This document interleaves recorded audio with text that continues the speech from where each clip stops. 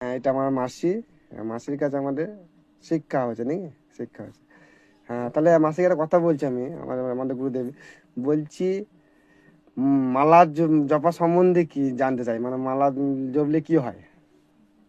মালা জপলে কি হয়, লোকে হ্যাঁ নিন্দা করবে তো, হ্যাঁ, তার তার জন্য জন্য বলছে। বলছি। হ্যাঁ তা বলবে যে মালা জপ করলে, হরিনাম করলে কি হয়, হরিনাম করলে আমাদের পুণ্য হয়, হুম আর হরিনাম পরম হয়। হুম তাই আমরা মালা করি। আমরা চিত্ত রূপ দর্পণ মার্জন করতে, কলিযুগে যুগ ধর্ম, তাই আমরা কলিযুগে জপ করি। জপ করি। আর আ- আর হরিনাম সম্বন্ধে কি, হরিনাম করলে কি হয়? সমস্ত পাপ দূর হয়, সমস্ত কামনা পূরণ হয়, হুম আর কৃষ্ণ প্রেম প্রদান হয়।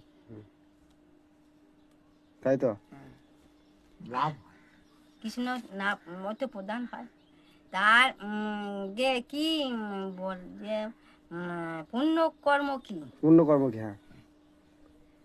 পুণ্যকর্ম হলো ষোলমালা জপ করা, হুম একাদশীর ব্রত করা, হুম আর ভগবানকে ভোগ লাগিয়ে প্রসাদ পাওয়া, হুম আর মাহান্ত সুবন করা। মহান্ত শ্রবণ করা।